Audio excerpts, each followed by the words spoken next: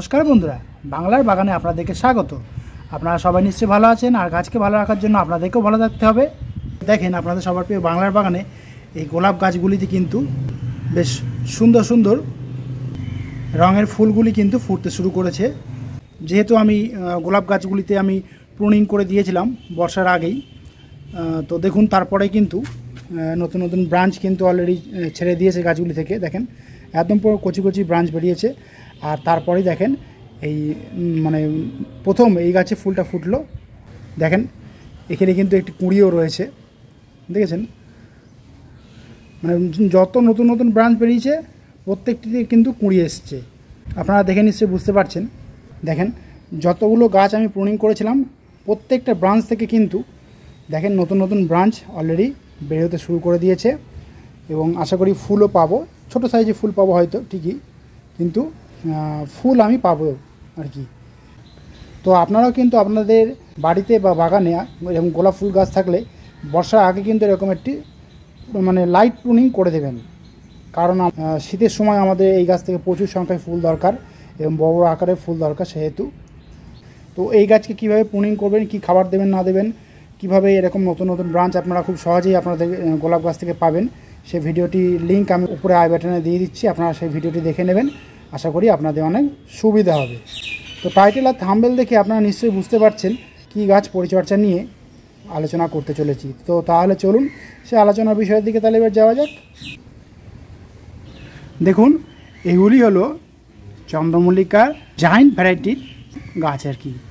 Giant বলতে বড় বড় আকারের যে ফুলগুলি হয় সেই ফুলের মাদার গাছগুলি। দেখেছেন এগুলিকে আমি প্রায় 1 বছরের বেশি হয়ে গেল আমি টিকিয়ে রাখতে পেরেছি আপাতত, কারণ গত বছর আমি ঠিক করে নিয়েছিলাম যে এই বছর 2024 সালে আর কি আমি এই গাছ থেকে আমি কাটিং নিজে তৈরি করব। তবে তার জন্য বেশ অনেক কাঠখড় পোড়াতে হয়েছে। তো এখন কিন্তু সময় চলে এসেছে এই গাছে কাটিং করার। আর নার্সারি ভরসায় কিন্তু যদি থাকতে হয় তাহলে কিন্তু আগস্ট মাস পার হয়ে যাবে, তাহলে কিন্তু আর বড় সাইজে আর কি বড় আকারের জায়েন্ট ফুল আমরা পাবো না। এবছর হয়তো চারার দামটাও অনেক বেড়ে যাবে, কারণ গত বছরে কিন্তু চারার দামটা প্রায় 10 টাকা করে নিয়েছিল আমার কাছ থেকে। তো সেই জন্যই আর কিন্তু আমি গাছগুলিকে টিকিয়ে রেখেছি আমি। দেখুন এই গাছের কাটিং বা চারা তৈরি করা কিন্তু খুবই সহজ ব্যাপার আর কি। অর্থাৎ নতুন বাগানিরা সম্পূর্ণ ভিডিওটি একটু মন দিয়ে যদি দেখেন তারা এমনিই পারবে। যারা পুরনো অভিজ্ঞ বাগানি আছেন তারা তো জানেন সব কিছুই। আমি আর কি যাতে নতুন বাগানিরা আর কি খুব সহজে কাজটা শিখতে পারেন সেই জন্য কিন্তু আমি ভিডিওটা শেয়ার করছি। পুরনো বাগানিরা দেখে নেবেন, অসুবিধা নেই। তো দেখুন এখানে আমার কাছে 2টি মাদার ভ্যারাইটি গাছ আমি নিয়েছি। আমার কাছে অনেক কটাই বেশ ভ্যারাইটি আছে। তো আপনাদের দেখানোর সুবিধার্থে আমি 2টি গাছ বেছে নিয়েছি। এই গাছের চারা 2টি এখন আমি করিনি, এবার আমি ফাইনালি করব। তবে আপনাদের কাছে অনুরোধ রইল সম্পূর্ণ ভিডিওটি দেখার, ভিডিওটিকে স্কিপ করবেন না, তাহলে কিন্তু অনেক কিছু জানতে পারবেন না বা শিখতেও পারবেন না।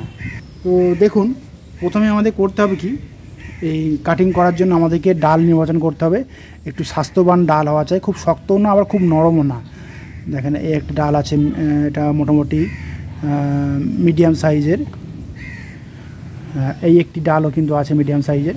ডালগুলো একটু টিপে টিপে দেখে নেবেন যে নরম আছে কিনা। নরম যে অংশটা আছে সেই অংশ থেকে কিন্তু আমাদেরকে কাটতে হবে। এবার আমাদের করতে হবে কি, এরকম একটা নতুন শার্পনেস ব্লেড নিয়ে নিতে হবে। নিয়ে আমাদের করতে হবে কি, যে ডালগুলি আমি সিলেক্ট করেছিলাম সেই স্বাস্থ্যবান ডালগুলি নরম যে জায়গাগুলো আর কি সেই জায়গা থেকে কেটে নিতে হবে। এই দেখেন এই জায়গা থেকে কেটে নেবেন, নোডে একদম নিচ থেকে কাটবেন। এইভাবে নিয়ে এইভাবে কেটে নেবেন। এটা একটু শক্ত হয়ে গেছে, তো আমি সেই জন্য করবো কি, পাশের যে ডালটি এটা নরম আছে, এই নোডের নিচ থেকে এরকম কেটে নেব। কেটে নিয়ে আমাদেরকে করতে হবে কি, এই যে পাতাগুলি, এই পাতাগুলিকে এরকম কেটে ফেলে দিতে হবে। দেখেন এইভাবে আমাদেরকে ডাল সিলেক্ট করে নিতে হবে। আমি এই ডাল 2টিকে পুরো পাতা একদম ছাড়িয়ে নিয়েছি। মাথার 3টি কি 4টি পাতা আমি রেখেছি। আপনারাও কিন্তু এরকমভাবেই কিন্তু আপনারা এই ডালগুলি সংগ্রহ করবেন। এবার আমাদের করতে হবে কি, তো আমি এখানে এরকম কাটিং এড পাউডার নিয়ে নিয়েছি। নিয়ে এবার করতে হবে কি, যে ডাল 2টিকে আমি সিলেক্ট করে নিয়েছি, সে ডাল 2টিকে একটু জলের মধ্যে সামান্য একটু চুবিয়ে নিতে হবে। দেখেন চুবিয়ে ভিজিয়ে নিতে হবে আর কি। ডাল 2টি ভিজিয়ে নিয়ে এই কাটিং এডের কৌটোটাকে খুলে আমি রুটিং হরমোন পাউডারটা আমি ডালের সঙ্গে লাগিয়ে নিচ্ছি। দেখেন আপনারা খুব সহজেই এটা হয়ে যাবে। এই দেখেন দেখেন আপনাদেরকে আমি দেখাচ্ছি, এইভাবে লাগিয়ে নিতে হবে কাণ্ডের সঙ্গে আর কি। নিয়ে এবার করতে হবে কি, যে কোনো একটি মাটির পাত্রে, এই দেখেন আমি এখানে এরকম মাটির একটি পাত্রে মোটা দানার বালি আমি নিয়ে নিয়েছি, এটা খুঁড়ি আর কি, বড় খুঁড়ি। দেখেন আপনারা চাইলে ছড়ানো যে থালার মতো যে পটগুলি হয়, ক্লে পট আর কি, সেই পটও কিন্তু আপনারা নিয়ে নিতে পারেন। নিয়ে মোটা দানার বালি নেবেন, দিয়ে আগে করবেন কি, বালিটিকে এরকম একটু ভিজিয়ে ভিজিয়ে নেবেন। কেননা এই কাজটা না করলে প্রথমে কিন্তু ভুল করে ফেলবো আমরা। সেটা হচ্ছে কারণ যখনই আমরা কাটিংয়ের পাউডার দিয়ে বসাবো, তারপরে যদি জল দেন না, তাহলে কিন্তু ওই কাটিংয়ের পাউডার কিন্তু ধুয়ে যাবে গাছে, মানে এই যে কাণ্ড থেকে। আর আরেকটা কথা বলি, এটা কিন্তু সবাই ভুল করে থাকেন, কখনোই কিন্তু আপনারা নতুন যে কচি কাণ্ড কাটছেন, সেই কচি কাণ্ড কেটে কিন্তু কোনো ফাঙ্গিসাইডযুক্ত জলে কিন্তু আপনারা ভেজাবেন না, তাহলে কিন্তু আপনাদের সেই কাণ্ড কিন্তু পচে যাবে, কখনোই কিন্তু কাটিং হবে না। এই ভুলটা কিন্তু অনেকে করে থাকেন। এবার করতে হবে কি, এরকম একটা কাঠি এরকম একটু একটা গর্ত মতো করে নেব। নিয়ে এবার যে কাণ্ডগুলিতে আমি পাউডার লাগিয়েছিলাম, সেই কাণ্ডগুলি এরকম আস্তে করে গর্তের মধ্যে দিয়ে দিতে হবে। এইভাবে গর্তের মধ্যে দিয়ে দিতে হবে, দিয়ে ওই বালিগুলিকে এরকম চেপে দিতে হবে এবং সোজা করে বসাতে হবে, দিয়ে বালিগুলিকে এইভাবে চেপে দিতে হবে। দেখেছেন, দেখেন এইভাবে 3টি ভ্যারাইটি, মানে জায়েন্ট যে চন্দ্রমল্লিকা, সেই চন্দ্রমল্লিকার ডাল কেটে কিন্তু আমি অলরেডি বালিতে বসিয়ে দিয়েছি। যে কাটিংগুলি আমি বসিয়েছি, সেই কাটিংগুলিকে আমাদেরকে কিন্তু ছায়াযুক্ত জায়গায় রেখে দিতে হবে, মানে যেখানে রৌদ্রের আলো খুব বেশি না পৌঁছায়, সকালে মিষ্টি রোদটা পৌঁছালে কিন্তু হয়ে যাবে। তো আমি সেরকম জায়গায় রেখে দেবো। আর বালিটি যাতে কখনোই না শুকায়, সেদিকে কিন্তু আমাদেরকে খেয়াল রাখতে হবে। দেখেন আজকে আমি মাটির এই খুঁড়ি পটে আমি রোপণ করলাম জায়েন্ট ভ্যারাইটি গাছের কাণ্ড বা ডাল বলতে পারেন। আমি ঠিক আজ থেকে প্রায় 15 দিন বা 18 দিন মতো হয়েছে আমি এই ঠিক একই রকমভাবে এই মাটির এই পটেও কিন্তু আমি মানে জায়েন্ট ভ্যারাইটি গাছের কাণ্ড কেটে আমি কিন্তু বসিয়েছিলাম। আমি সময় পাইনি বলে তোলা হয়নি, তবে আজকে সময় পেয়েছি বলে তাদেরকে আমি তুলে দেখাচ্ছি আমি শিকড় এসেছে কি না। দেখুন আমি এই পট থেকে আজকে আমি যে কাটিংগুলি করেছিলাম, সেই কাটিংগুলি তুলে আপনাদেরকে দেখাচ্ছি। দেখেন এরকম একটা পেরেক মতো নেবেন বা কাঠিও আপনারা নিতে পারেন, নিয়ে আস্তে করে আপনারা একদম নিচের দিকে আলতো করে চাপা দেবেন। হ্যাঁ দেখুন শিকড় কিন্তু এসেছে, দেখেছেন শিকড় এসেছে, দেখেন শিকড় কিন্তু এসেছে ভালোই, কিন্তু বেশ দেখেছেন, এই দেখেন মোটামুটি খারাপ নয়, ভালোই এসেছে শিকড়টি। এবার আমি করব কি, এগুলিকে আমি মাটিতে বসিয়ে দেবো। যে কাটিংগুলি আমি করে দেখালাম, সবসময় চেষ্টা করবেন আপনারা এরকম খুঁড়ি পটে বসাতে, অথবা এরকম এটা কত ইঞ্চি হবে, 3 ইঞ্চি গ্রো ব্যাগেও আপনারা বসাতে পারেন। যে চারা দুটি আমি করেছি, সেই চারা দুটিকে আমি আপাতত খুঁড়ি পটে বসিয়ে দেবো। দেখেন আপনাদেরকে আমি দেখাচ্ছি।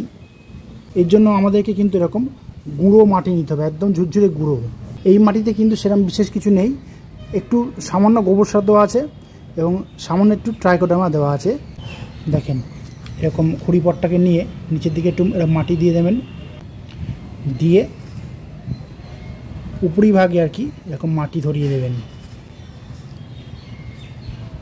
দেখেন এরকমভাবে মাটিটা আপনারা ধরিয়ে দেবেন, দিয়ে পুরো মিডিলে আর কি গাছটিকে আনার চেষ্টা করবেন। এভাবে মাটি দিয়ে গোড়াটাকে জাস্ট একটু চেপে দেবেন এরকম, ব্যাস দেখেছেন চেপে দিলাম এইভাবে। আমি আর একটি যে চারাটি করেছি সেটিকেও ঠিক একই রকমভাবে বসিয়ে আপনাদেরকে দেখাচ্ছি আমি। দেখেন 3টি জায়েন্ট ভ্যারাইটির চারাই কিন্তু আমার বসানো হয়ে গেছে, দেখেছেন ছোটো পটে আমি বসিয়েছি আপাতত ফার্স্ট স্টেপে। এরপরে করতে হবে কি, এরকম একটু মানে জল দিয়ে দিতে হবে, দেখেছেন, যাতে মাটিটা একটু ভিজে থাকে, কারণ যেহেতু শিকড় বেরিয়ে গেছে সেহেতু শুকনো মাটি রাখলে কিন্তু হবে না।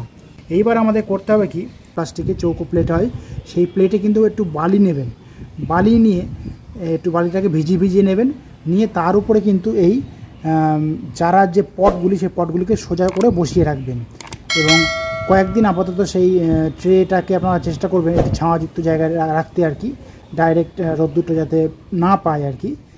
দিয়ে 5-6 দিন পর থেকে কিন্তু আপনারা একটু সামান্য রোদ খাওয়াবেন এই চারাগুলিতে, যেহেতু নতুন চারা ডাইরেক্ট রোদ খাওয়ালে নেতিয়ে পড়বে। পরে যখন রুট বাউন্ড এতে হয়ে যাবে, তারপরে কিন্তু আপনারা অন্য পটে আর কি, বিশেষ করে 6 ইঞ্চি পটে দিলে ভালো হয়, তারপরে 8 ইঞ্চি পটে দেবেন, কোনো অসুবিধা হয় না তাতে। আপনারাও কিন্তু আপনাদের বাড়িতে এরকম জায়েন্ট ভ্যারাইটির মাদার গাছ যদি থাকে, আপনারাও কিন্তু খুব সহজেই এই ঠিক একই রকমভাবে জায়ান্ট ভ্যারাইটি গাছের চারা তৈরি করে নিতে পারেন খুব সহজেই। তাহলে কিন্তু আপনাদের আর নার্সারি ভরসায় থাকতে হবে না। আমি যেভাবে দেখালাম সেই পদ্ধতিতে কিন্তু আপনারা খুব সহজেই কিন্তু আপনাদের বাড়িতে এই জায়ান্ট ভ্যারাইটি গাছের চারা তৈরি করে নিতে পারবেন। আর নতুন বাগানে যারা আছেন তারা একটু চেষ্টা করেন, আপনারা দেখবেন আপনারাও কিন্তু খুব সহজেই সাকসেসফুল হবেন। তো বন্ধুরা, আজ এই পর্যন্তই। আর কোনো কমেন্ট থাকলে কিন্তু বাংলার বাগানকে জানাতে ভুলবেন না, কারণ বাংলার বাগান সবসময় আপনাদের পাশে ছিল, আছে এবং থাকবে। আমার এই ভিডিওটি যদি আপনাদের ভালো লাগে তবে লাইক করবেন, গাছপ্রেমী বন্ধুদের মধ্যে শেয়ার করবেন এবং আমার চ্যানেলটিকে সাবস্ক্রাইব করে বেল আইকনটিকে প্রেস করে অল নোটিফিকেশনটিকে প্রেস করে রাখবেন, যাতে এই নিত্য নতুন ভিডিওগুলি আপনাদের কাছে খুব সহজেই পৌঁছে যেতে পারে।